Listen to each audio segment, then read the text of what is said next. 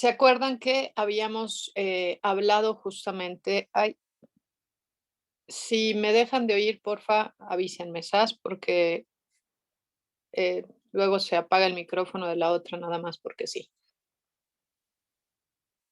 Entonces, lo que les decía es, ¿se acuerdan que habíamos hablado justamente de este tipo de alteraciones?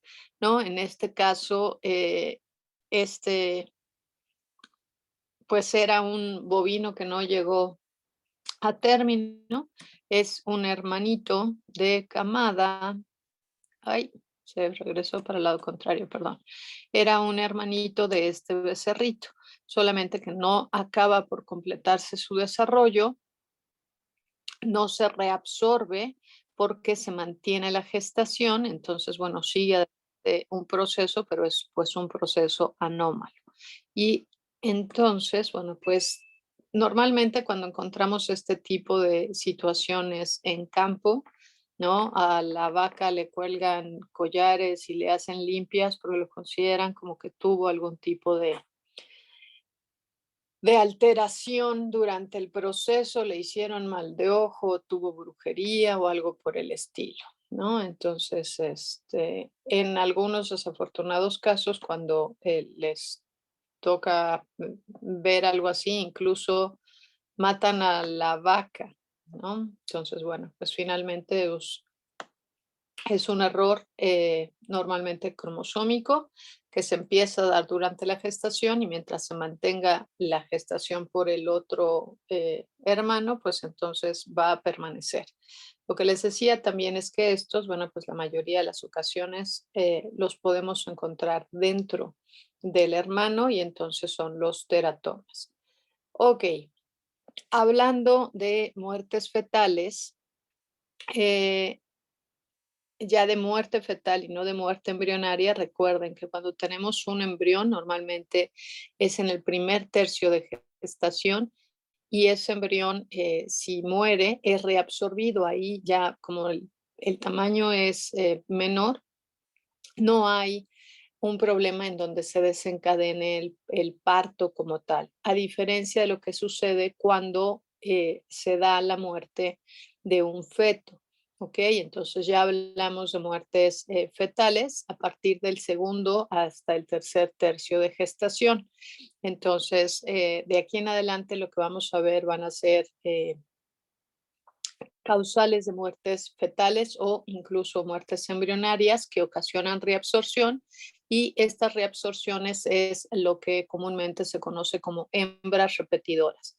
Es una hembra que está gestante o estuvo gestante o aparentemente estuvo gestante y sin embargo vuelve a entrar en celo porque perdió el producto, entonces, bueno, se repite el ciclo estral, por eso lo de repetidoras. ¿Ok? Cuando hablamos de muertes fetales, eh, habíamos dicho que normalmente el feto al morir libera prostaglandina F2 alfa y eso es lo que desencadena el proceso de parto. Pero también les acaba de decir que mientras haya un producto adentro que esté viable, se va a mantener la gestación. Y esto es una de las situaciones que suceden cuando tenemos momificaciones. Entonces, una momificación es un feto que muere dentro del útero, pero no es expulsado después de la muerte y deja evidentemente de crecer y empieza a deshidratarse.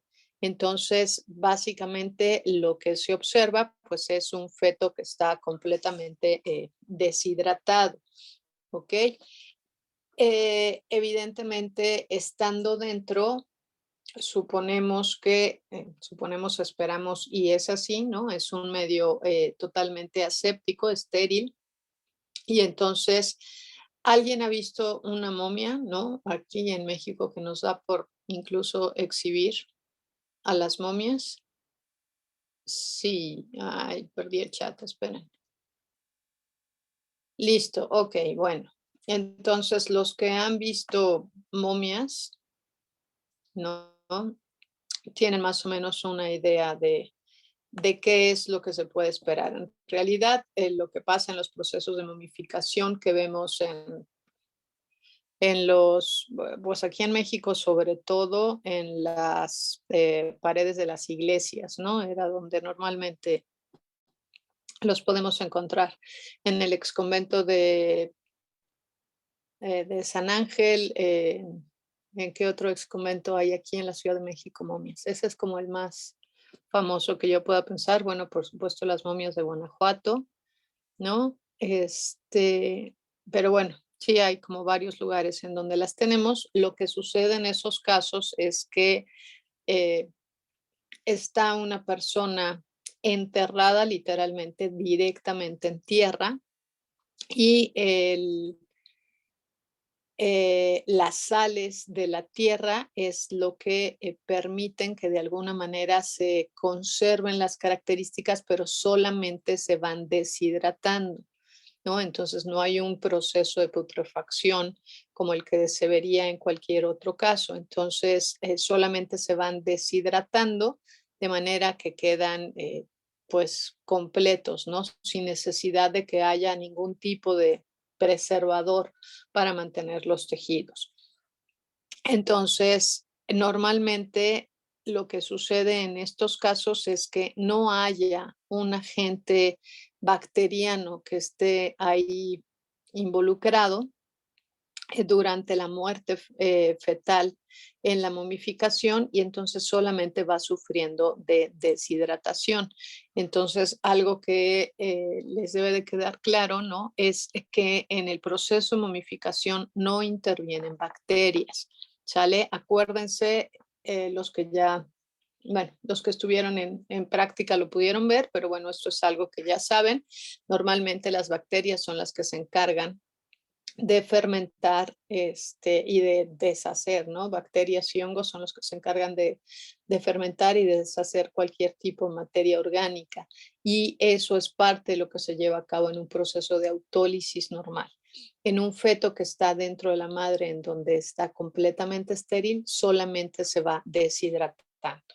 ¿Ok? De manera que este tipo de alteraciones las vemos asociadas a procesos infecciosos virales y en algunos casos a procesos tóxicos, ¿ok? Y una característica o una condicionante para que se presente la momificación es que haya algún otro feto que mantenga la gestación, ¿ok? En yeguas que son poco frecuentes los partos gemelares, lo más frecuente que suceda es que muera una de las crías y la otra puede llegar justamente a ser expulsada como una momia, ¿ok? Lo que están observando aquí es justamente una momia de un bovino y en realidad pues ya no parece como nada viable, ¿no? Pero aquí está su cabecita, tenía toda la espina dorsal, tiene las vértebras, los miembros, no se ven los anteriores porque están acá abajito, pero sí estaba formado, los miembros posteriores, entonces si se fijan, ¿no? El tamaño está muy reducido de tamaño, tienen un color oscuro justamente por este mismo proceso de deshidratación y evidentemente la placenta también deja de ser viable. Siempre existe un riesgo, ¿no?, de infección para la hembra que está manteniendo a la otra cría o a las otras crías dentro del útero porque finalmente pues está manteniendo algo que ya no está viable dentro del útero, entonces es posible que haya una metritis posterior a el nacimiento o a la expulsión de estas momias, ¿ok?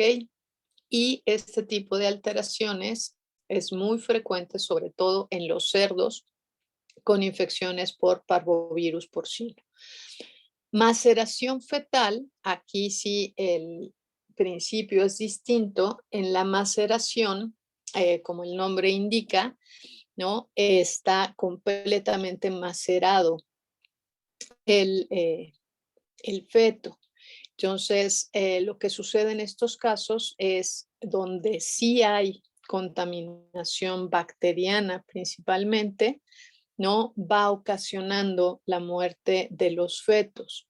Entonces, en realidad las bacterias están consumiendo a los fetos y en estos casos no se da, no se desencadena el parto porque las bacterias empiezan a consumir a los fetos y no se desencadena el parto, pero sí se terminan de desintegrar los fetos. Si en la anterior el riesgo de que hubiera un problema inflamatorio e infeccioso en el útero de la hembra era alta, aquí, bueno, es un hecho que lo van a tener porque justamente son bacterias las que están participando en este proceso. Normalmente en estos casos lo único que resiste a las bacterias son a veces la piel y los huesos, ¿no? Bueno, más que la piel, el pelo. No la piel, pero sí el pelo. Entonces, pelo y huesos a veces es lo único que alcanzamos a observar en estos casos y evidentemente el riesgo es que aquí si hay una alteración inflamatoria, muchas veces no solo hemorrágica, sino necrótica de la pared del útero y este puede llegar a romperse, ocasionar una peritonitis a la hembra y entonces no nada más perdimos a los productos y el útero, sino también perdimos a la madre. Entonces, vean la diferencia, ¿no? Básicamente lo único que queda en este caso son los huesos, ¿no? Entonces ahí están los pedacitos de huesos, pero vean el color del útero, ¿no? Aquí está completamente, bueno, café, ¿no? Con algunas áreas ennegrecidas, pero este ya no es un útero que sea viable y el riesgo es justamente que se perfore y se rompa. Ok, como consecuencia de partos distóxicos, como consecuencia de procesos inflamatorios durante el parto, ¿no? Es frecuente que tengamos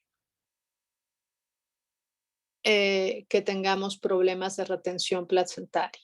¿Ok? Entonces, ¿cuál es el riesgo de que haya una retención placentaria? Bueno, pues muchas veces se queda una parte de la placenta colgando hacia afuera y funciona como solución de continuidad y esto suele ocasionar una metritis. De por sí, ¿no? Ya hay un proceso de inflamación a nivel de las carúnculas en el útero y justamente es por eso, por lo que no se desprende la placenta de manera correcta. Bueno, carúnculas sí se trata de un rumiante, pero bueno, a nivel de donde estaba el placentoma y hay un proceso inflamatorio y muy frecuentemente los individuos que tienen estos problemas al parto sufren retención placentaria y posteriormente una metritis. La gravedad de la metritis pues va a depender de cuál haya sido la causa de esta retención placentaria. Les decía que a veces se manipula mucho a por ejemplo, un becerro que viene mal acomodado, una yegua que está pariendo y tiene una cría que viene mal acomodada, ¿no? Que no tiene, en lugar de tener la pata extendida al momento del parto trae la pata doblada, entonces ya no pasa, pero no pasa la cabeza y la pata doblada tiene que estar extendidita, ¿no? Entonces, este tipo de problemas en cómo está acomodado el producto puede ocasionar muchos problemas al momento del parto y la manipulación ocasiona inflamación y esta misma inflamación va a ocasionar justamente el que tengamos problemas de retención placentaria. Lo que están observando aquí es un útero, ¿no? Pero vean, el problema fue aquí, sí parió esta vaca, pero se quedó con un problema de retención placentaria, alcanzan a ver adentro, ¿no? Ya solamente hay exudado y vean ya el color de la pared uterina, ya está completamente ennegrecido, ¿no? Entonces ya no tiene la forma normal que esperaríamos del útero, para los otros lados debe de estar parte de los cuernos, los ovarios, pero bueno, Ahí en casos así como esto, pues ya no tenemos como mucho más para dónde movernos, ¿sale? Ok, vamos a ver si no hay dudas ni preguntas hasta ahorita. Vamos entonces a empezar a ver agentes etiológicos que pueden llegar a ocasionar alteraciones en algunos órganos, pero sobre todo alteraciones reproductivas. Entonces, uno de los más frecuentes, ¿no? Es justamente Brucela. Y dentro de Brucela, si bien tenemos una gran variedad de especies de Brucela, una que es más importante para el tema que estamos tratando de reproductor es justamente Brucella abortus. Esta Brucella puede afectar a una gran variedad de especies, ¿ok? Entonces puede afectar a rumiantes, puede afectar a carnívoros, puede afectar a otros herbívoros e incluso puede llegar a afectar al ser humano. ¿Ok? Entonces, el riesgo de Brucela es justamente que es una zoonosis. Y tanto las infecciones por Brucela como por tuberculosis en nuestro país, además de ser frecuentes, ¿no? Son una de las principales causas del por qué por sanidad en el país, la leche que se vende a la población en general tiene que estar pasteurizada, justamente por estos dos agentes etiológicos, ¿ok? Entonces, supongo que ustedes en microbiología hicieron su prueba de rosa de Bengala, ¿no? Para ver si la leche era positiva a Brucela. Entonces, se acordarán y se habrán dado cuenta justamente haciendo esa prueba que Brucela, ¿no? Además de estar vía sanguínea y que puede atravesar la barrera placentaria, puede también pasar a través de la leche y de esta manera infectar a la cría o en dado caso de los humanos, que somos una especie robadora de leche, ¿no? A la cría o el individuo que consuma la leche infectada. Entonces, normalmente cuando tenemos una leche que está contaminada con bacterias, a veces se puede llegar a observar cambios en la consistencia del líquido, ¿no? Se observan como ciertos grumitos, cambia un poco la consistencia, empieza como a coagularse y esos son estos grumitos, pero hay ocasiones en donde no hay ninguna modificación en la palatabilidad o en la apariencia de la leche y por eso es necesario justamente hacer estas pruebas para determinar si la leche está contaminada o no está contaminada. Entonces, Brucella es una bacteria gram negativa, se encuentra en casi todos los climas, ¿no? Es una bacteria resistente que aguanta temperaturas altas, aguanta temperaturas bajas y eso le permite tener una distribución mundial.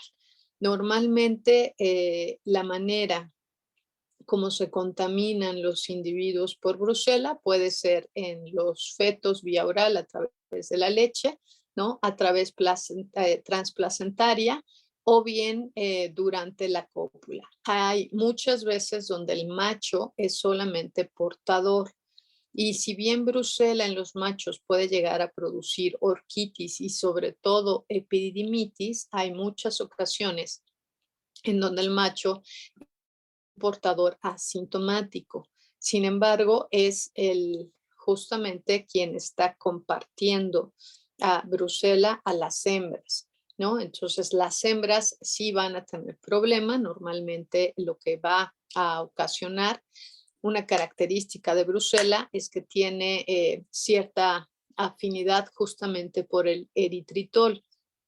El eritritol es un azúcar que se localiza en el aparato reproductor, en el útero solamente a nivel de los placentomas y en el aparato reproductor masculino el eritritol está alrededor de los túbulos seminíferos. Entonces, eso es justamente lo que permite que sea en estos dos lugares en particular en donde la bacteria encuentra su principal sustrato, digamos, ¿no? Su principal medio, y justamente por eso ahí es en donde se pueden llegar a ver las lesiones con mayor frecuencia.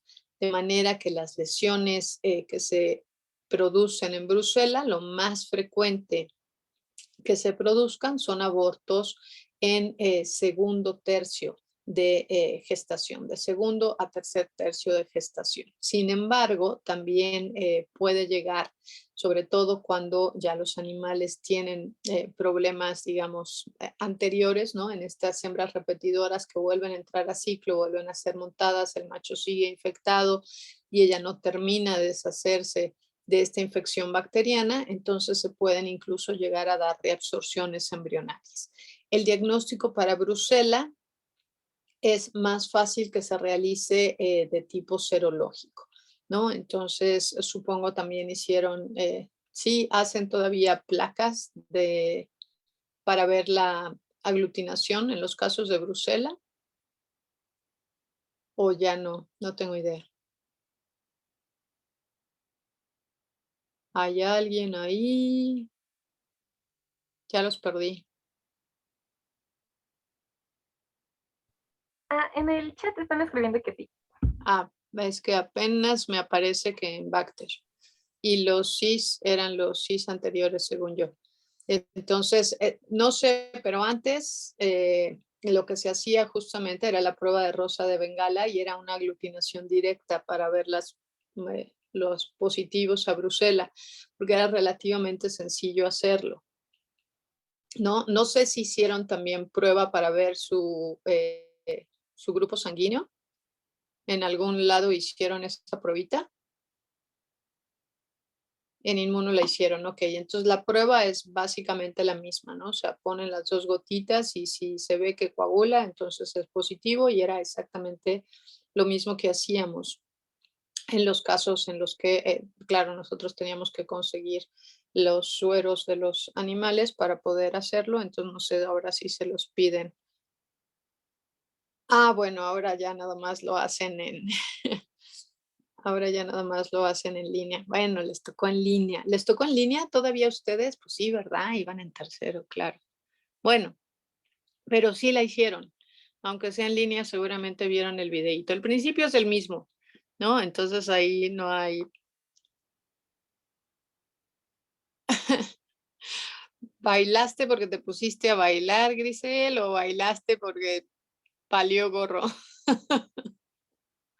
Bueno, no importa, hay muchos videos justamente de este tipo de pruebas justamente en el cómo se realiza. Ya tendrán oportunidad de hacerlo. Si en algún momento, ok, si en algún momento tienen oportunidad de ir a algún laboratorio de bacteriología, ¿no? En casi todos los laboratorios de Bacter, al ser una prueba tan frecuente, siempre tienen la hemoglutinación, ¿no? Entonces esa es relativamente sencilla. Bueno, evidentemente ya a nivel,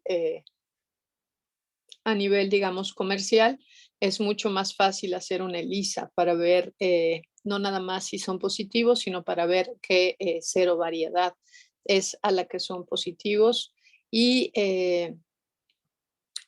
Brucela es una alteración con la cual convivimos, ¿no? No es una enfermedad que esté en erradicación, aunque la tendencia es que se erradique este tipo de enfermedades. En realidad, pues vamos con tendencia a que se elimine, pero todavía convivimos tanto con brucela como con tuberculosis, ¿ok? No me deja cambiar la diapo. Ay, es que les tocó, claro, a ustedes les tocaron estas prácticas. Prácticas en línea, bueno, pero de todas maneras, el principio es el mismo, solamente que no estuvieron en contacto con las muestras. Entonces, el tipo de lesiones que se ven en los casos de afección por brucela, ¿no?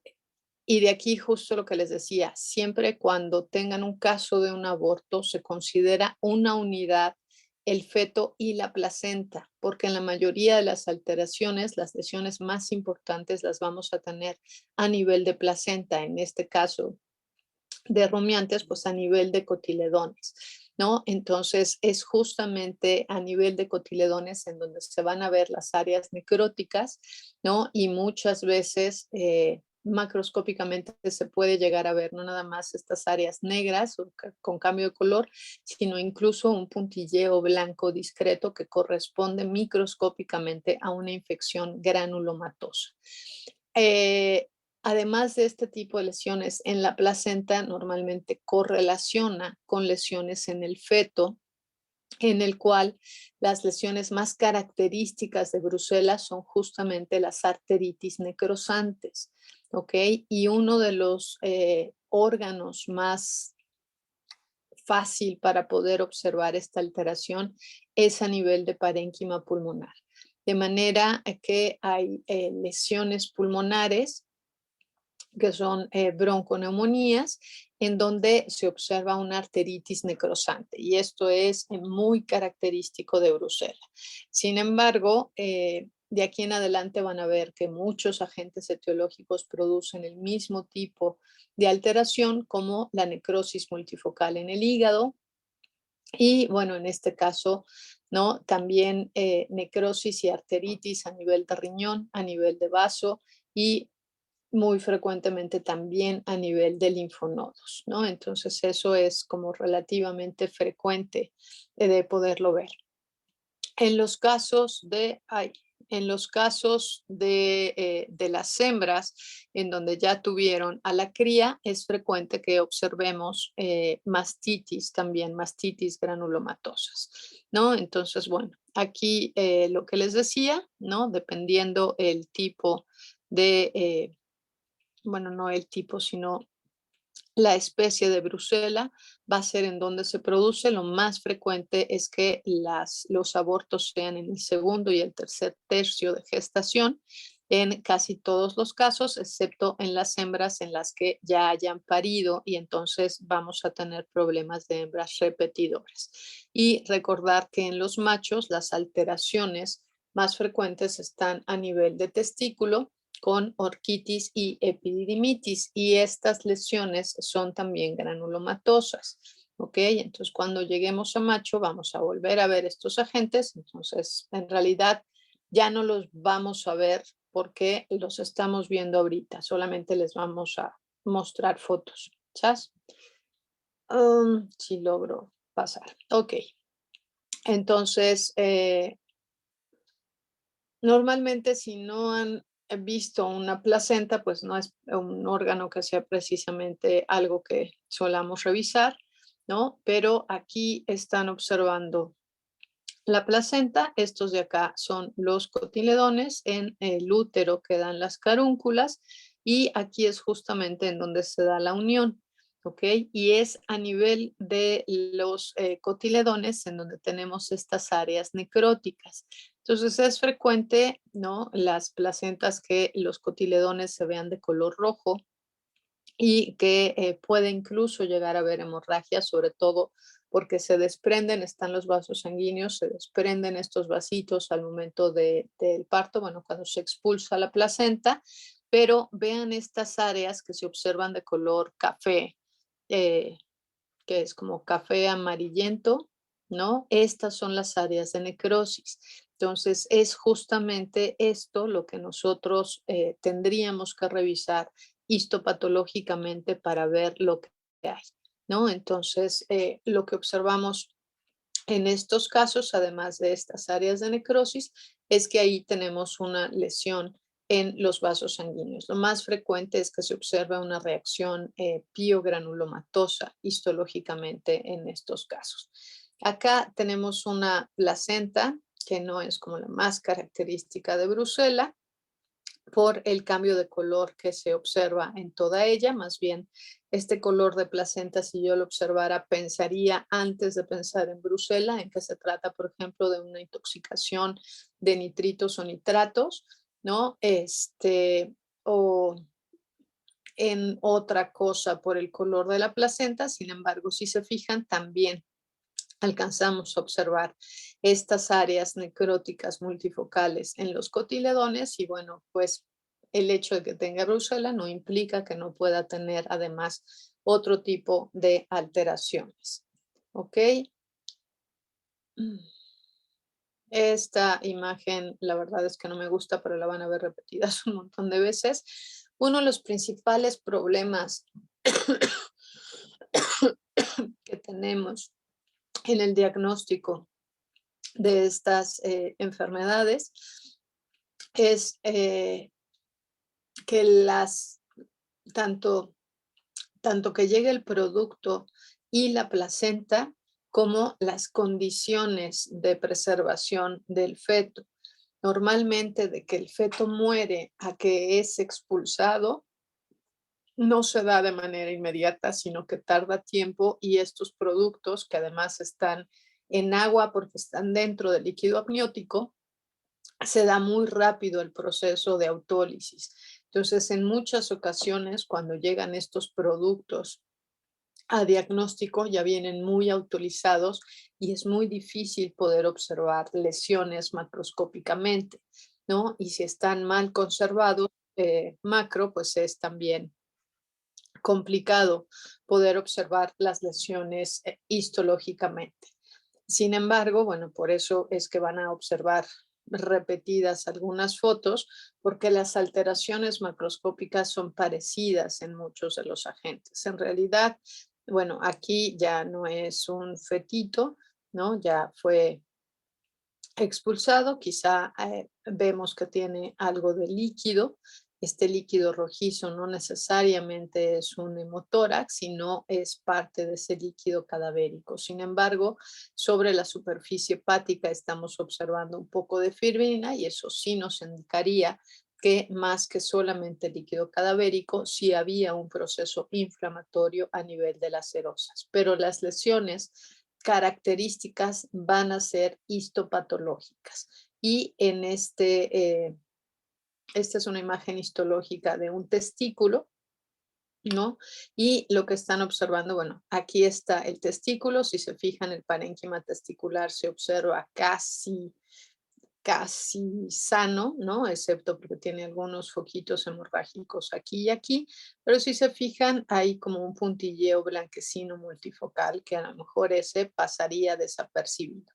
Pero la hemorragia en el epidídimo de este lado y sobre todo este nódulo, ¿no? Este macronódulo con necrosis gaseosa en lo que sería la cabeza del epidídimo, pues ya nos está señalando justamente que tenemos una reacción granulomatosa muy importante en epidídimo y nuestra primer opción diagnóstica, ¿no? En estos casos sería Brucela.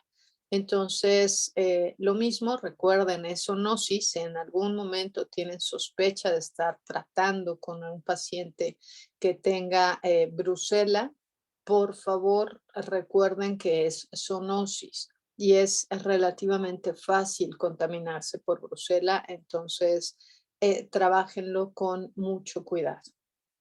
En estas imágenes de acá lo que están observando es tanto parénquima testicular como a nivel como de conductos, también en testículo, pero más abajo, más hacia epidídimo. Lo que estamos observando son focos inflamatorios, en este caso, ¿no? Vean el intersticio entre los túbulos y lo que observan es una gran cantidad de células inflamatorias. Ok, inscríbanse, ya se abrió el registro, gracias Grisel. Ya se abrió el registro para las prácticas de la siguiente semana. Ahorita regístrense en los grupos que puedan. Quedaron los horarios de acuerdo a la primera semana. Entonces yo espero que en estos horarios sí no nos estorbe tanto. Entonces, ok. Entonces, eso por Bruselas. Otro de los agentes que también es como muy importante en nuestro país, pero lo tenemos como poco considerado en muchos casos, son las infecciones por leptospira. En algún momento de hace algunos años, ¿no? Justamente estando en el Hospital General, tuvimos oportunidad de ir y platicar con uno de los especialistas de leptospira en nuestro país que trabajaba ahí en la unidad de experimentación en el Hospital General y nos decía que él consideraba que el gran número de casos de problemas renales en nuestro país era asociado a infecciones subclínicas latentes de leptospirosis y él esto lo hacía por los pacientes que llegan al Hospital General que al ser un hospital de sector salud público, normalmente recibe causística, ¿no? Cuando cualquiera, no importa si está en Guerrero, Oaxaca, Chiapas, Jalisco, cuando no tienen posibilidad de atenderlos en un hospital grande, digamos, en su localidad, los remiten al Hospital General, de manera que al ser un hospital central, si bien la causística principal es de personas de la región centro, en realidad recibe, excepto las dos penínsulas, ¿no? O sea, la Baja y la península de Yucatán, recibe causística, pues, digamos, muy amplia de todo el país. Y lo que él nos decía era justamente esto, ¿no? Que él corría pruebas serológicas y normalmente siempre encontraba títulos muy altos de, de leptospirosis. Y cuando nosotros empezamos a ir fue así de, pues nos tomamos la muestra, ya saben, como buenos médicos metiches, ¿no? Nosotros los veterinarios, sí, vamos a ver, todos tuvimos títulos de leptospira, todos teníamos algunos títulos más altos que otros, y era así de, qué interesantes, ¿no me pueden traer más de ustedes para que podamos, trabajar con ustedes? Y nosotros así de, pues les vamos a decir, por supuesto, después de decirles, ay, sí tenemos títulos altos y ya nos mandaron tratamiento, ya nadie quiso ir después hacerse más pruebas, pero no me extrañaría que esto sea así, ¿no? Es un problema que incluso para los médicos no lo tienen considerado. Él porque era especialista justamente en esta área y ya saben que cuando uno se clava en una cosa, todo lo quiere ver justo por lo que está buscando, pero finalmente él buscaba y encontraba, ¿no? Y hablando con médicos, ni siquiera piensan en problemas en las mujeres, por ejemplo, en las mujeres gestantes o en problemas renales y jamás consideran posibles alteraciones por leptospira. Entonces, como que debemos de tener ya un cierto grado, digamos, de anticuerpos circulando en nuestro organismo y bueno, eso nos confiere una cierta inmunidad, ¿no? Pero es un punto que deberíamos de considerar. En, cuando tenemos infecciones severas por leptospira, además de los cuadros renales, respiratorios, digestivos que se pueden llegar a presentar, se presentan también casos de abortos. Y los abortos se pueden presentar en realidad en cualquier especie a la que esté afectada. Aquí vienen interrogans, ¿no? Que puede ocasionar alteraciones en bovinos y en cerdos, pomona, bovinos, borregos, caballo humano. Interrogans e icterohemorragia también pueden afectar al humano, ¿no? Entonces, en realidad hay una gran variedad o cero variedades y especies de leptospira que pueden afectar al ser humano. No necesariamente son afecciones que sean mortales, pero permanecen ahí como de manera subclínica, ¿no? Entonces, bueno, pues finalmente es algo que está ahí como latente, ¿no? Y con lo que podemos llegar a convivir en muchas ocasiones. Entonces, bueno, la patogenia de leptospira, supongo que se acuerdan, ¿no? Es una espiroqueta, es microanaerobia, se ve muy linda con tinciones argénticas en los cortes histológicos y normalmente vive en cuerpos de agua. Acuérdense que se considera a los roedores como los principales portadores asintomáticos. Eso confiere que la mayoría de los felinos, sobre todo felinos domésticos, sean más resistentes a leptospira, a diferencia, por ejemplo, de lo que hemos visto en felinos silvestres, en donde son casi igual de susceptibles que el resto de carnívoros, ¿no? Entonces, si pensamos en gato doméstico, a lo mejor resisten mejor las infecciones de leptospira, que ya que pensamos, por ejemplo, en tigres, leones, panteras, jaguares, ¿no? O sea, ya gatos más grandes, a pesar de que son, pues, evidentemente de la misma familia, ¿no? Entonces, aquí en realidad más depende del individuo. El tipo de alteraciones que se producen en los casos de leptospirosis en una gestación es, quizá no llegan a la maceración, pero sí se muere el producto y cuando es expulsado el feto ya está muy autolizado. Entonces es muy difícil hacer el diagnóstico de leptospira justamente por lesiones y normalmente es a través del estudio serológico. Y nuevamente lo que les decía, como que normalmente no pensamos en leptospira, ¿no? Pensamos más en brucela, pensamos más incluso en tuberculosis, ¿no? En bovinos, a lo mejor diarrea viral es otro de los que podemos llegar a pensar con mayor frecuencia, incluso toxo, pero como que ya leptos no solemos verla tanto y entonces no la buscamos. Y esto, bueno, pues se vuelve evidentemente un conflicto porque permanece en las poblaciones animales estos, estos estados, digamos, de infecciones permanentes de leptospira.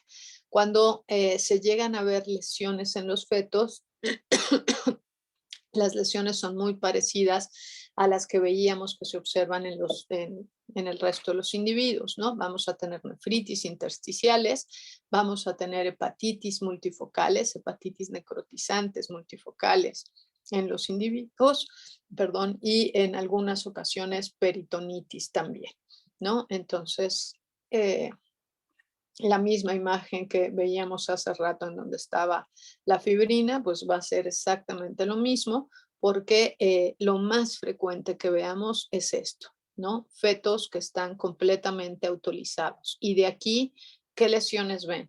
¿No? Se parecen a los perritos que muchos les tocaron el día de ayer en la práctica, ¿no? Que ya están autorizados.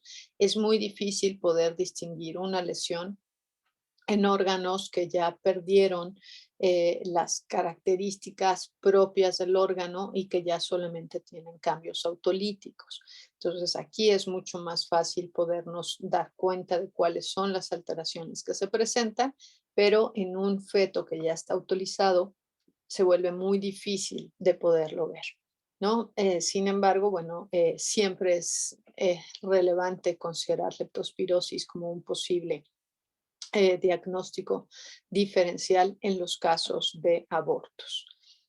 Me regresé, ¿cierto?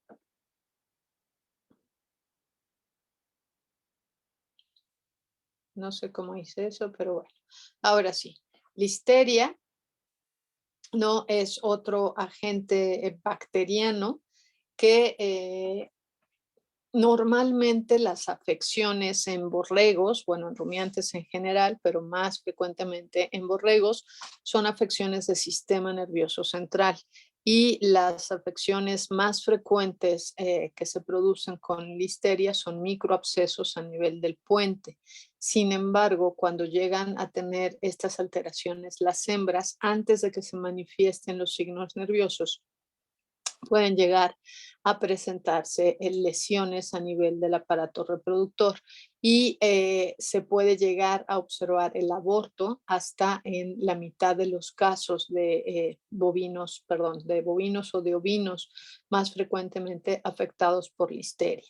Si en esa mitad que llegan a ser viva no sale el borreguito, él es el que va a tener las lesiones en sistema nervioso central. Es más fácil que atraviese la barrera transplacentaria del feto, ¿no? Que la barrera transplacentaria de la madre, ¿no? Entonces, perdón, transencefálica.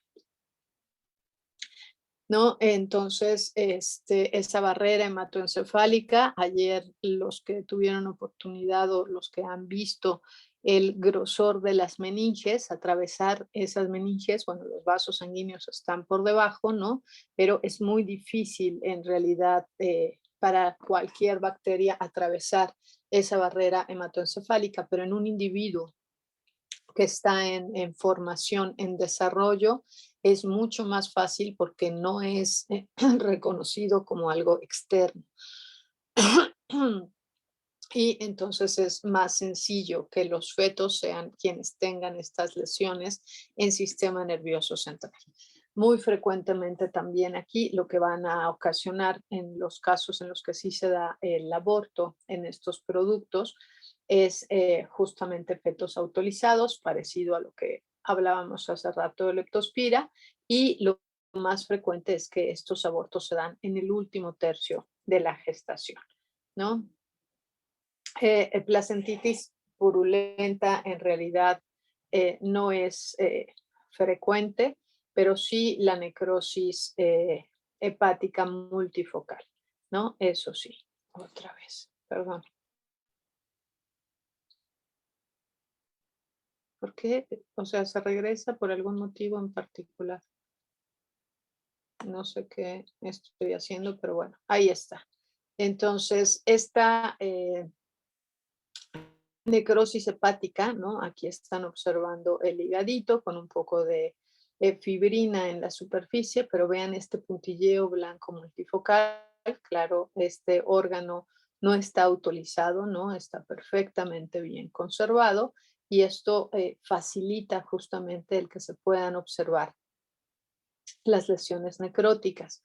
Aquí están observando una imagen histológica, ¿no? Desde el mayor aumento en un seco fuerte, perdón, en donde lo que están observando son estas áreas necróticas rodeadas por células inflamatorias con distribución multifocal en el parénquima hepático. Y aquí es un acercamiento de una de estas áreas necróticas y lo único es que están observando estas áreas de calcificación en la región central.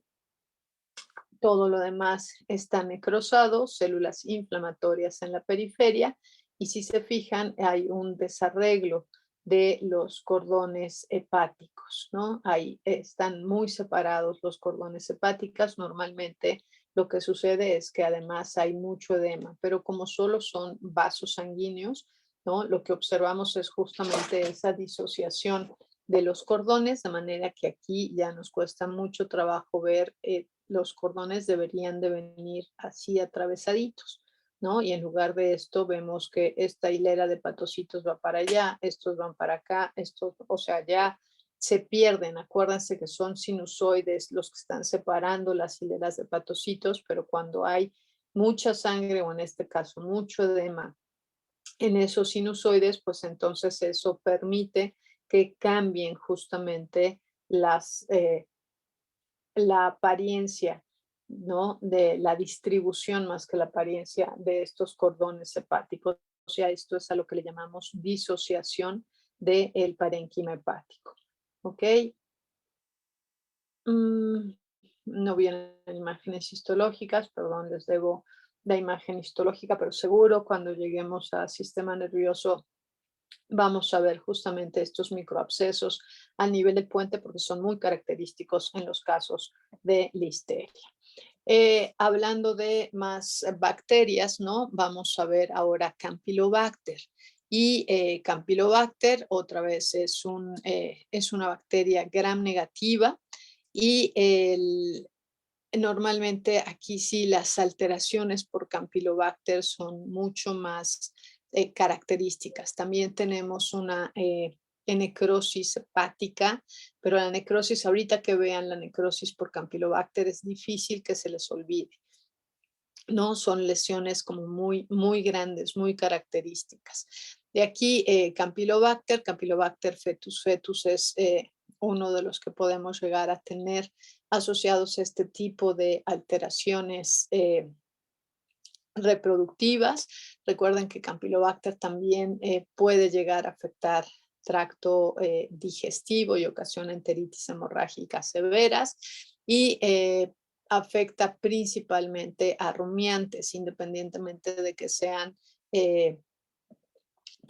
a herbívoros, independientemente de que sean rumiantes o monogástricos, ¿no? Entonces es como más frecuente que se presente en herbívoros las afecciones por Campylobacter. Em,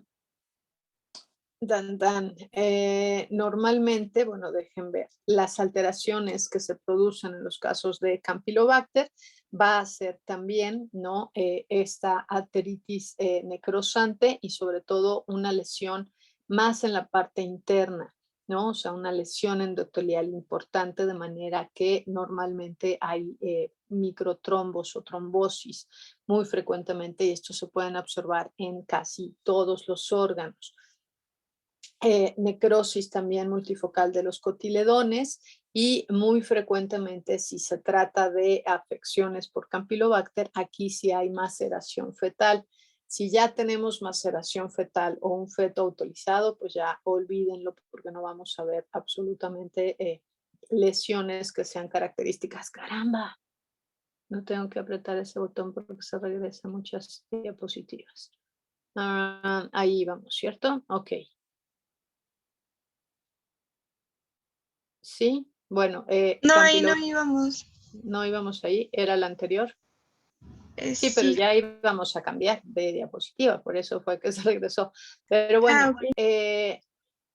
ok, lo que les iba a decir es que Campylobacter también, además de que les dije que principalmente afecta a herbívoros, también puede llegar a afectar a carnívoros e incluso al ser humano. Entonces, campylobacteriosis también es una enfermedad zoonótica y si le hacemos poco caso a Leptospira, ¿no? O sea, Campylobacter, pues menos frecuente aún. Lo que pasa es que las lesiones por Campylobacter son como macroscópicamente más aparatosas que las que vemos en Leptospira. En Leptospira el feto está autorizado y normalmente no le hacen caso en los sistemas de producción, ¿no? Ya tienen como considerado en un sistema de producción, ya sé que voy a tener una baja de repeticiones o abortos y esa baja me va a ocasionar una merma. Se supone que en un sistema intensivo de producción, la merma durante las gestaciones tiene que ser menor al 5%. Hay algunas explotaciones en donde tienen más del 10 y ni siquiera les hacen caso. Y hay algunos lados en donde ni siquiera las contabilizan, ¿no? Entonces es mucho más difícil poder llevar el control de algo de lo que ni siquiera llevan el registro, ¿no? Entonces se vuelve pues mucho más complicado cuando llega el médico a trabajar en esa área y ni siquiera tienen registros para ver cuál es la frecuencia de la tasa de pérdidas, ¿no? O ya sea de pérdidas durante la gestación o de muertes perinatales, ¿no? Que se encuentran alrededor del nacimiento. Una muerte perinatal se considera una muerte que se da en los 10 días alrededor del parto, ¿no? Hay muchas veces en donde ya sea fetos o productos, perdón, que hayan sido paridos, que ya tengan una infección, ya sea por Campylobacter, por lepto, por listeria, se mueren poco tiempo después del nacimiento. Y normalmente a estos individuos ya no les hacen ningún tipo de estudio, solamente, se murió, ok, lo que sigue, ¿no? Y entonces ya no se dan cuenta de con qué enfermedades están conviviendo, ¿sale? Ok, también evidentemente puede llegar a producir problemas en glándula mamaria, ¿no? Mastitis, y esa es otra forma de contaminación. Y lo que les decía, normalmente en tracto digestivo puede llegar a producir campylobacteriosis, infecciones importantes en infecciones hemorrágicas importantes en tracto digestivo. ¿Sale? Otra vez. Me tienen que acordar que no apachurre el botoncito. Ya sé que es más fácil que tomarlo todo de este lado, pero...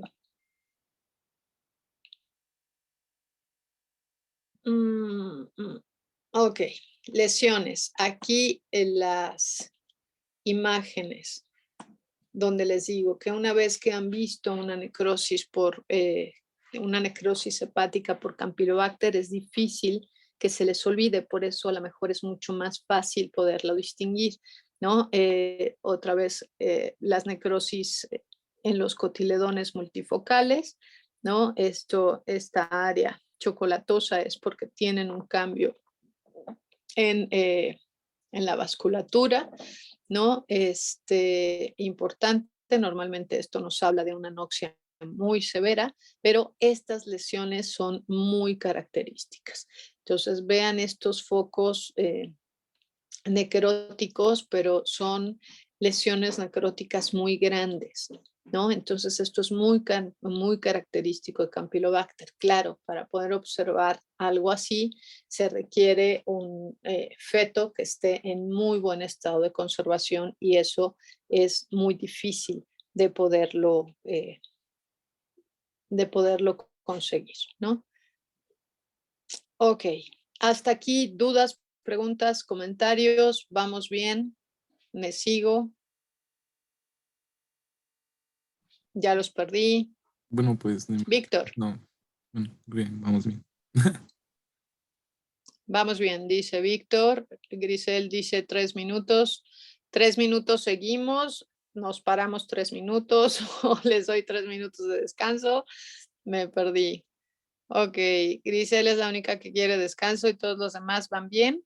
¿Qué tal que mejor le seguimos? Porque al fin que vamos a acabar como 15 minutos antes, entonces seguimos un ratito más y ya, ¿no? Entonces, mejor le seguimos y vamos a acabar antes porque me tengo que ir al otro examen.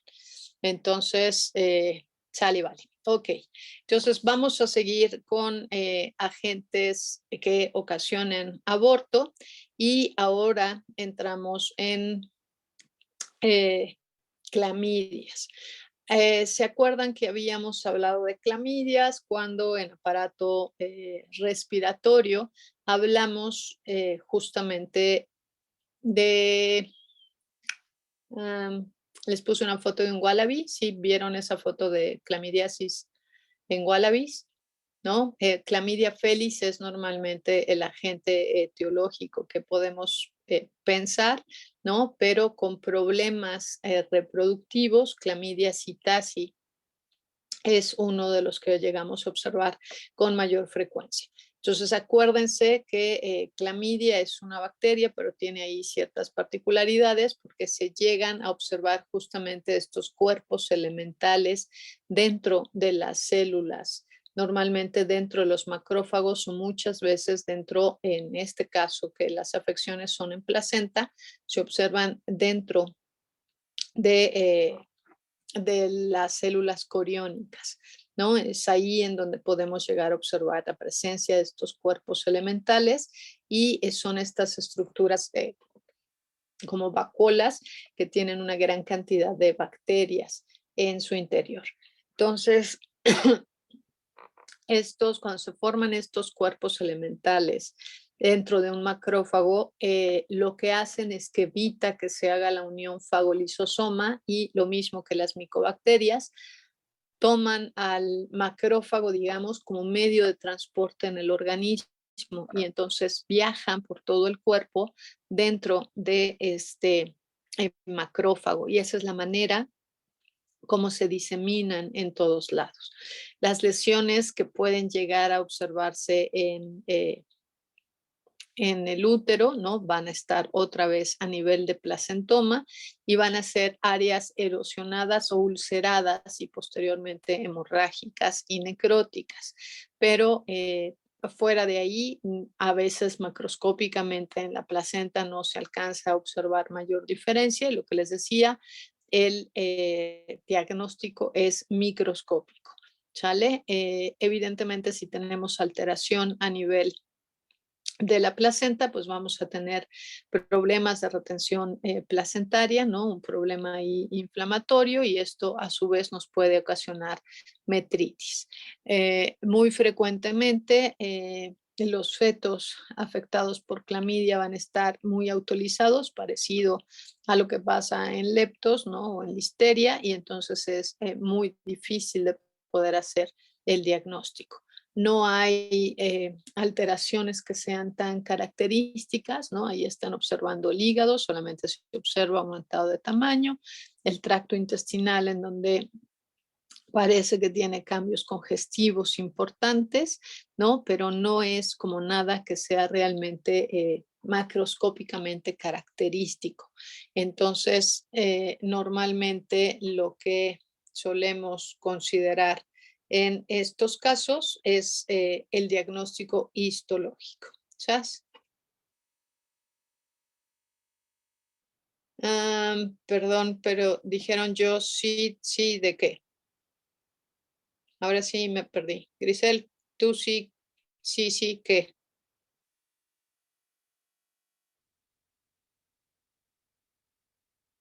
No, ya los perdí.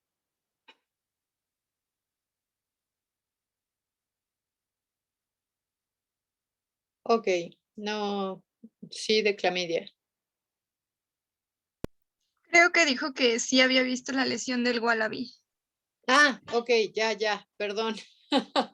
Sí, lo que pasa es que siendo Clamidiófila felis uno de los agentes que tenemos con mayor frecuencia afectando el aparato respiratorio de los felinos, ¿no? Recuerden, bueno, supongo, no sé si recuerden o si les platico y entonces se enteran, pero justamente en todo el continente australiano no había depredadores, no había, los únicos carnívoros depredadores eran marsupiales, y eran marsupiales carnívoros, pero no había ni perros ni gatos en todo ese continente.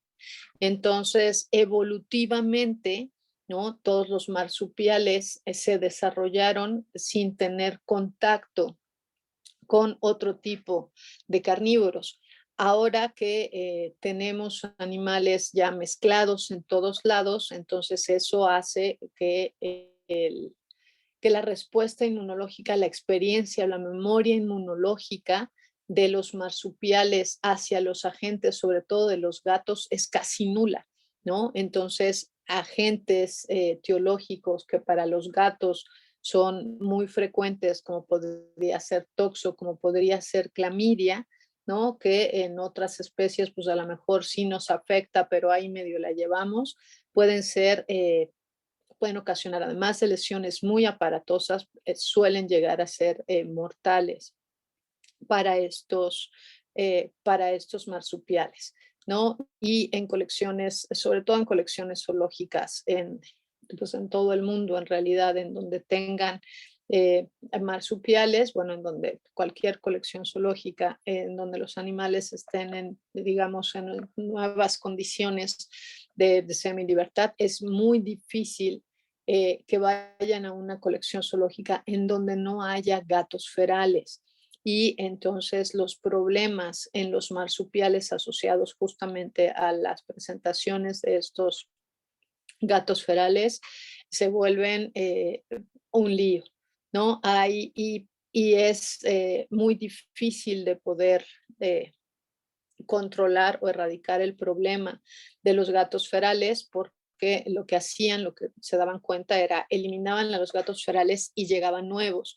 Entonces, en México, ¿no? Aquí en México o los dejan y conviven con ellos o los eliminan y entonces no pasa nada, pero en algunas colecciones en Estados Unidos, sobre todo, lo que lo que empezaron a hacer fue más bien atrapar a los gatos ferales y desparasitarlos, vacunarlos, ver de qué van, si tienen algunos agentes como clamidia o toxo, entonces sí los eliminan, pero si no, les dan tratamiento y los mantienen en las colecciones, de manera que esos gatos, como son territoriales, impiden que entren otros gatos que no están monitoreados, entonces son como sus gatos centinelas o guardianes que ya saben cuáles son las alteraciones que tienen y de alguna manera les ayudan a conservar al resto de la colección sin que ingresen animales, ¿no? Sobre todo toxo y clamidia, que son agentes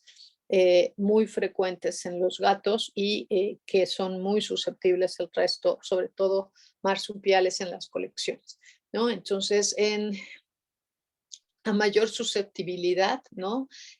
Si esto fuera, por ejemplo, un wallaby, bueno, las lesiones por clamidia en el tracto intestinal serían hemorragias así impresionantes, muy parecido a lo que pasa por campilobacteriosis, ¿no? O sea, áreas necróticas muy, muy importantes y hemorragias en todo el tracto gastrointestinal. Ok, bueno, ¿no me escucho o solamente se regresó el chat? Bueno, asumiré que sí me oyen porque nadie más se ha quejado.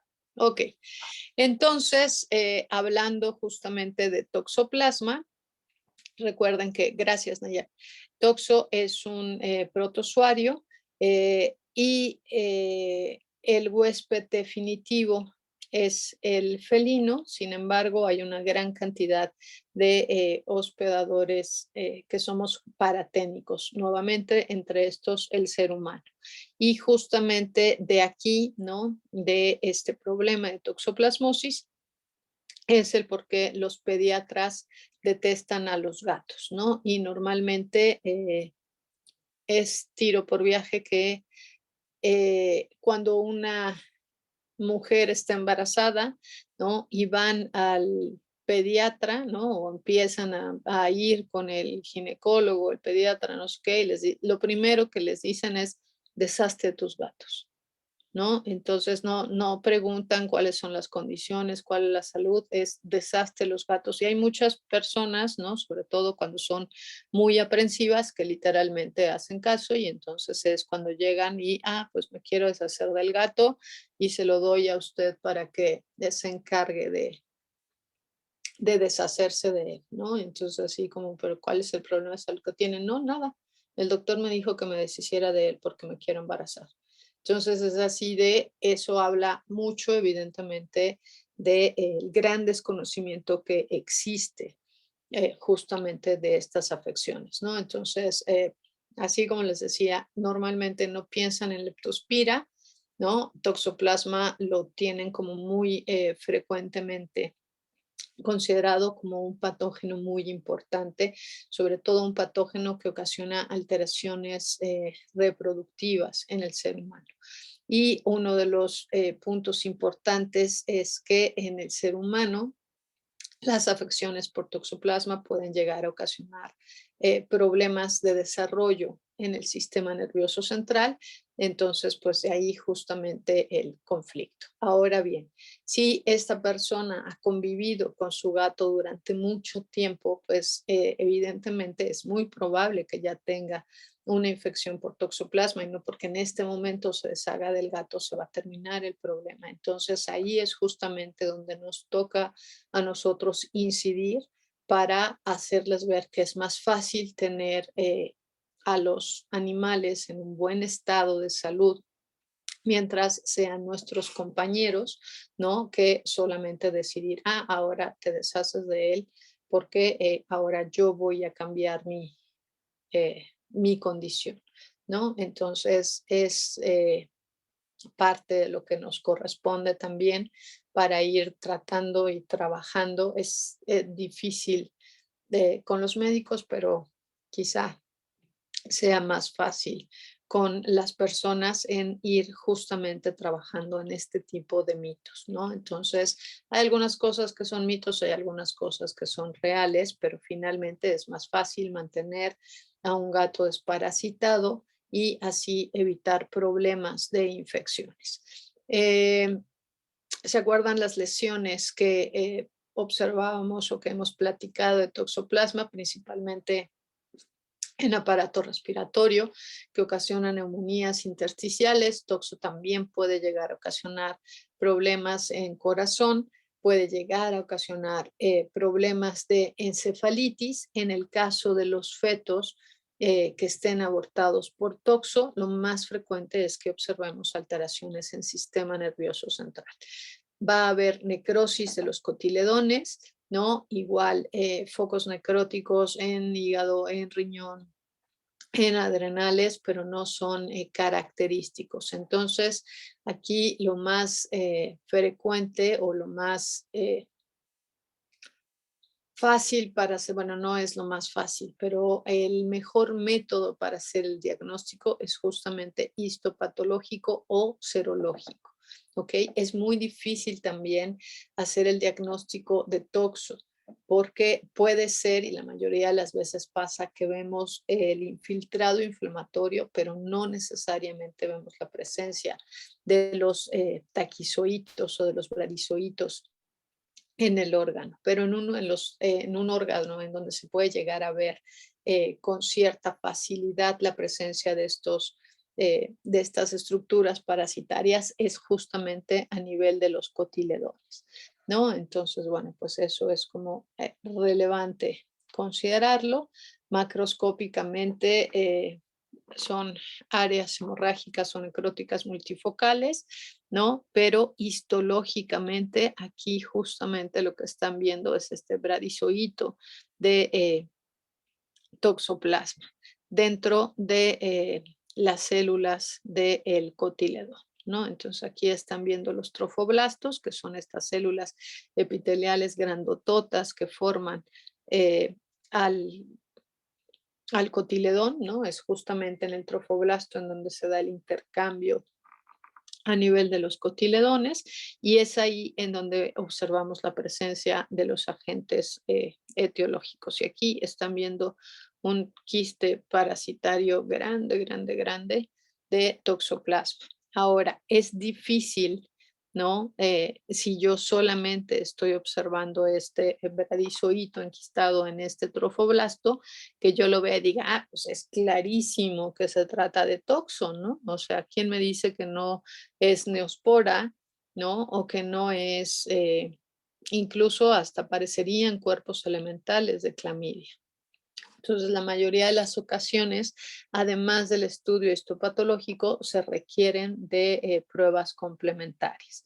Y lo mismo, así como es frecuente tener gatos ferales en las explotaciones lecheras, es mucho más frecuente tener perros. Y entonces, Neospora caninum es uno de los agentes que tenemos que considerar más frecuente como causas de abortos que, eh, que toxo, ¿no? Si tuvieron oportunidad de entrar a las pláticas del seminario de patología, también hubo una plática justamente de neosporosis que dio la doctora Elizabeth, ¿no? Entonces, mentiría si les dijera que esa ya está en línea, pero según yo creo que ya todas las pláticas están en línea. Esa no se las compartí, nada más las de Brucela, que fue Brucela y Lepto de Alejandro Enríquez, pero pueden entrar a la página de la sociedad y ahí seguro que viene la plática de Neosporas, si es que ya me la pasaron y ya la subimos. Pero bueno, eso es nada más para que lo revisen, sobre todo si se van a dedicar o les interesa la clínica de bovinos, ¿no? Se vuelve importante que revisen todos estos agentes etiológicos justamente porque uno de los grandes problemas que tenemos en nuestro país es el diagnóstico, ¿no? Más que el diagnóstico, la falta de diagnóstico que tenemos. Entonces, mucho se hace solamente por clínica, pero esta clínica es más que nada solamente lo que veo en campo sin que necesariamente se hagan las pruebas complementarias para ver de qué se trata. Entonces, bueno, neosporosis, el huésped definitivo es el perro, ¿no? Las lesiones y las alteraciones en cuanto el aborto entre el segundo y tercer tercio de gestación es igual que lo que pasa en toxo, las lesiones son muy parecidas y la presencia de los taquizoitos también es muy parecida, las lesiones a nivel de placenta son las mismas y histológicamente son... Doctora, no se me escucha. No, ya, perdón. ¿Sí me oyen o no me oyen? Sí, sí se escucha. Ok, sale. Ok, gracias. Entonces, lo que les decía. Muchísimas gracias. Esa es la plática de la doctora Grisel. Ok, gracias. Bueno, ahí está la plática de neosporosis de la doctora Elizabeth, ya no la compartió Grisel, ¿no? Entonces, para que la puedan revisar. Pero justo lo que les decía es que las lesiones normalmente son muy parecidas. Macroscópicamente hay incluso ocasiones en donde no se observan alteraciones. Esta imagen es de la doctora Elizabeth y es una de sus imágenes favoritas, digamos, justamente porque tenían lesiones. Entonces ahí ya era indicativo, ¿no? De que tienen lesiones hemorrágicas en el parénquima cerebral y es así de son poco frecuentes las lesiones hemorrágicas, pero ahí ya era mucho más fácil para ellos que en ese momento estaban haciendo el estudio, pues entonces poder tomar muestras de esas lesiones para poder seguir trabajando, digamos, con una muestra sabiendo que algo iban a encontrar que no sabían, pero por lo menos iban a tener, ya tenían evidencia de que había afección en sistema nervioso central. Pero si se fijan macroscópicamente, no necesariamente se observan alteraciones, ¿no? Ahí está el hígado, están los pulmones, está el corazón y no se observan muchas alteraciones macro, pero sin embargo puede haber un aborto en el último tercio de gestación, a veces desde el segundo tercio de gestación, o pueden llegar a nacer a los productos, ¿no? Los bovinos o las más frecuentemente en bovinos, pero bueno, también puede afectar a cabras o a borregos, ¿no? Y que tengan problemas nerviosos al momento del nacimiento, pero esto es más por una afección inflamatoria como tal, a que tengan alteraciones en el desarrollo del tubo neural, ¿no? Pero bueno, de todas maneras, signología nerviosa es signología nerviosa. Ok, ahora vamos a ver otros parásitos, pero estos ya no son protozoarios, estas son tricomonas, ¿no? Y la tricomonas es, es un tremátodo, es un parásito, no lo llegamos a ver macroscópico, pero sí es más grande que un protozoario, ¿no? Normalmente lo mismo, el macho es el portador asintomático. Hay ocasiones en donde el macho sí le produce una balanitis, que es la inflamación del pene, ¿no? La inflamación del prepucio, y postitis es la inflamación del pene. Pueden llegar a tener balanopostitis o pueden llegar a no tener absolutamente nada. Sin embargo, ser portadores asintomáticos, y es la hembra la que va a tener principalmente problemas de vaginitis o problemas de metritis. ¿Ok? Cuando se llega a dar, lo más frecuente en los casos de tricomoniasis es que sean hembras repetidoras. Hay una alteración inflamatoria y entonces no se llega a dar la gestación justamente porque hay inflamación a nivel del útero. Entonces, si la mucosa uterina está inflamada, no se llega a implantar el producto. Hay ocasiones en donde sí se puede llegar a implantar, pero por el mismo proceso inflamatorio se pierde y entonces vuelven a entrar en celo, ¿no? Entonces tienen muertes embrionarias. En algunas ocasiones sí pueden llegar a darse las gestaciones, ¿no? Sobre todo cuando la afección es, por ejemplo, a nivel vaginal y la afección va ascendiendo lentamente. Entonces sí dio ocasión a que tiempo, pues, a que se diera la gestación y entonces se pueden llegar a dar las pérdidas de los productos en el último tercio de gestación, pero lo más frecuente en los casos de tricomoniasis es que sean reabsorciones embrionarias y hembras repetidoras. El diagnóstico de tricomoniasis se puede hacer relativamente sencillo con una citología exfoliativa vaginal, ¿no? Y ahí en esta citología salen las tricomonas. No tengo una imagen de las tricomonas, bueno, pero supongo se acuerdan de ellas, de sus clases de parasitología, que son estas que parecen como fantasmitas, ¿no? Y tienen además una colita. Son muy simpáticas, solamente que sí son un fastidio cuando eh, los animales las tienen dentro. Em, la afección que se puede llegar a dar entonces es normalmente vaginitis o metritis supurativas, ¿no? Con mucho exudado blanco verdoso. Es muy fácil que haya contaminación bacteriana una vez que ya tengan esta tricomoniasis, ¿no? Este proceso inflamatorio suele ocasionar ardor y malestar a los bovinos y justamente es este proceso inflamatorio lo que no permite que se dé la gestación. Entonces aquí están viendo al útero, se observa en la pared algo de congestión, ¿no? Hiperemia y este exudado supurativo que están observando. Aquí abrieron el cuerno uterino y alcanzamos a ver justamente ese exudado blanco, blanco verdoso. Chas. Ok.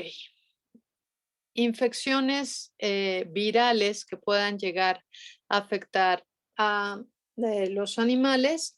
Vamos a ver que las infecciones por herpes virus son unas de las que tenemos con mayor frecuencia, que suelen ocasionar alteraciones en la gestación, ¿no? Entonces, en bovinos, la rinotraqueitis infecciosa bovina ocasiona justamente este tipo de problemas.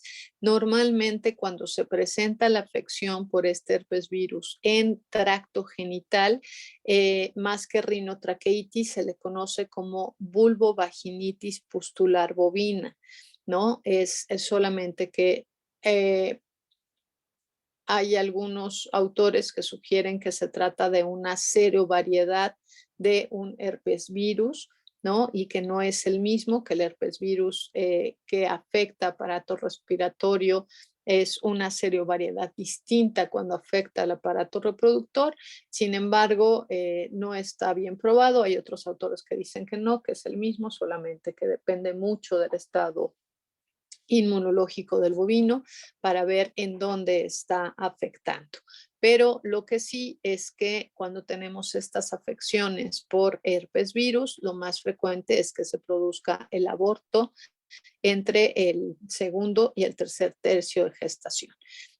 Muy frecuentemente los fetos abortados están autorizados, ¿no? Pero si llegan a ser abortados en buenas condiciones, a nivel de los placentomas, ¿no? En los trofoblastos, la presencia de los cuerpos de inclusión intranucleares es clarísimo verlas. Y si no, en el feto abortado, cuerpos de inclusión a nivel de adrenal, de riñón, es mucho más fácil verlos que en el hígado, que es en donde se supone es uno de los órganos más característicos para poderlos ver. En el caso de los caballos, infecciones por herpes virus en caballos también son una causa frecuente de abortos. Y normalmente los abortos, igual en caballos, entre el segundo y el tercer tercio de gestación, casi cuando los productos están a término, ¿no? Entonces, y aquí los herpes virus que se pueden llegar a ver de los que hemos visto aquí en México con mayor frecuencia son herpes virus tipo 1 y también el tipo 4, ¿no? Están más reportados los casos por herpes virus tipo 1, sin embargo, también parece que el problema por el herpes tipo 4 está presente en nuestro país. Algo importante a considerar es que lo mismo que les decía que pasa en bovinos, ¿no? Pasa en caballos, como que uno pensaría que caballos, siendo animales más grandes y más caros, habría mucho más seguimiento o manejo en las caballerizas. Sin embargo, esto no necesariamente es así. Muchas veces lo que sucede es justamente que lo que se llega a presentar es, se presentan abortos, ¿no? Y solamente, sí, esa hembra ya había abortado antes y ya volvió a abortar, qué pena. Y si no es un animal de muy alta estima, como que suelen ponerle muy poca atención a estos casos, ¿no? Desafortunadamente.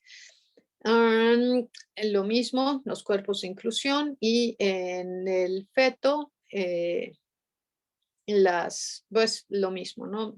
Aquí en adrenales no, en hígado, en pulmón se ven más lindos los cuerpos de inclusión en el caso de caballos y lo mismo, ¿no? Las lesiones a nivel de la placenta y en los trofoblastos de los placentomas de la placenta de caballo es muy bonito, porque ya vieron las células, ¿no? Los trofoblastos que son grandototes, entonces es muy bonito poder ver ahí los cuerpos de inclusión porque son muy característicos, ¿no? Porque las células son grandototas. Pobrecitos de los fetos abortados, pero la lesión es como muy característica para poderla ver. Entonces aquí están viendo imágenes histológicas de placenta, ¿no? Y vean lo que les decía, los cuerpos de inclusión aquí en estas células grandototas de los trofoblastos es relativamente sencillos de ver. Entonces están observando cómo todo el material nuclear es desplazado a la periferia, ¿no? Y tienen adentro de este núcleo estos cuerpos de inclusión eosinofílicos pues relativamente grandes, ¿no? Aquí hay otro, ese está muy bonito, aquí tienen otro en donde no se observa el cuerpito de inclusión, pero si a esto le hicieran una inmunohistoquímica, seguramente que este de aquí, este de aquí, este de acá, iban a marcar. Y muchas veces marcan los de alrededor, aunque histopatológicamente no necesariamente los veamos. Lo mismo acá, si se fijan, todas las células de la parte de arriba tienen cuerpitos de inclusión y acá están viendo más de lo mismo y aquí hay muchos más cuerpos de inclusión. ¿No? Es frecuente que los fetos también puedan llegar a tener lesiones de neumonías intersticiales en los fetos y muchas veces las yeguas también llegan a presentar problemas respiratorios. Entonces, si tiene una yegua con problema respiratorio y además aborto, ¿no? Consideren herpes virus como uno de sus agentes etiológicos importantes a considerar. Vamos a dejarlo aquí para el día de mañana seguir con parvovirus porcino. Bueno, nos vamos mañana con los cerditos y si acaso para el sábado